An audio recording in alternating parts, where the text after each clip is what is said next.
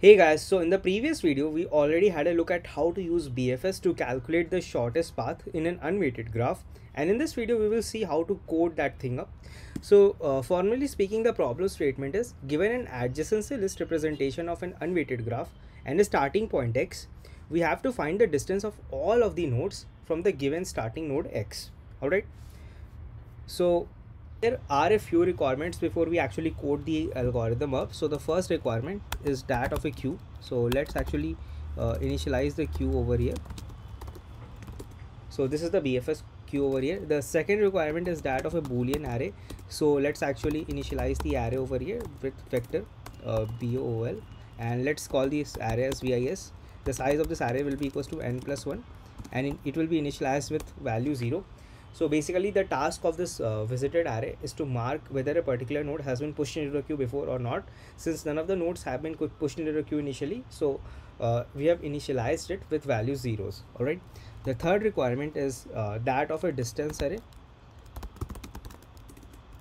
So let's initialize the distance array over here, vector int dis, and the size of the distance array will be equals to n plus 1, and we will initialize it with int max.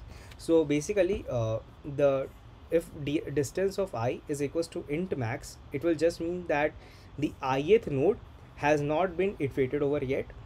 So for the base cases, all we need to do is we need to push the starting point into the queue. Now since we have pushed the starting point into the queue, also need to mark the starting point is pushed, that is vis of x will be equals to 1. And the third thing that we need to do is we need to update its distance, because we have already stated that for all the nodes that have been pushed into the queue, we need to we also need to keep a track of their distance. So vis of x, distance of x will be equals to 0.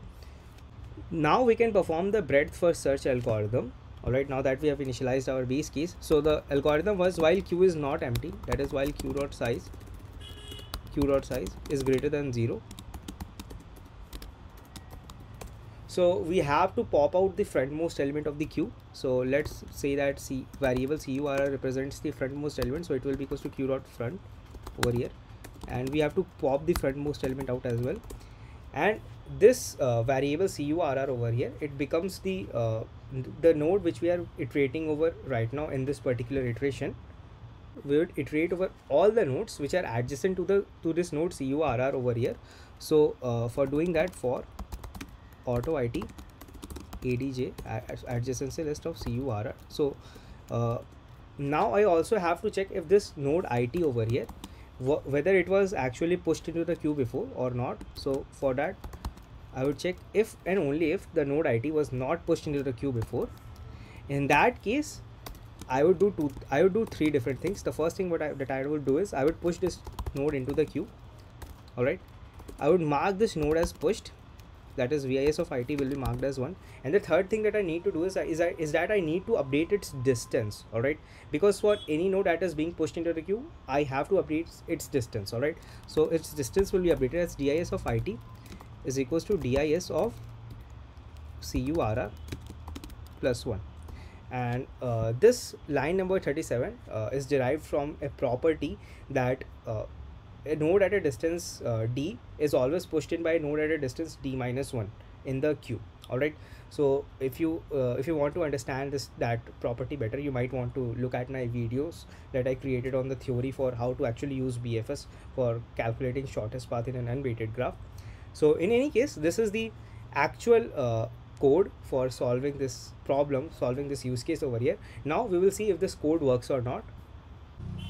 To do that, let's just also print the distance of all the nodes. So for doing that, let's just print the distance over here, that is cout it comma distance it end line. So this will actually print the distance of all the nodes in the graph except from the starting node, that is x. Now let's see if this code compiles or not over here. Now for this graph shown over here, and the starting point equals to 1, that is represented by this last line of this test case, the the distances are generated like this. That is, the node number 2 is at a distance of 1, node number 3 is at a distance of 1, node number 4 is at a distance of 2, 7 is at a distance of 2, node number 5 is at a distance of 3, and node number 6 is at a distance of 3. Alright. In the same way, for the exact same graph, but with a starting point 7, the distances are generated as the node number 3 is at a distance of 1, node number 5 is at a distance of 1, 6 is at a distance of 1, 1 is at a distance of 2, 4 is at a distance of 2, and 2 is at a distance of 3. So both of these answers are actually correct over here. Now now that we are sure of that our answer is correct, let's see, let's talk about the time complexity of this. So the time complexity of this is actually the time complexity of the breadth first search algorithm, that is equals to E plus V. Now to understand the time complexity of the breadth first search algorithm, you might want to watch my previous videos where we discussed the theory of BFS. So that's all for this videos, guys, and this is how we actually use BFS to calculate the shortest path in an unweighted graph. Thank you.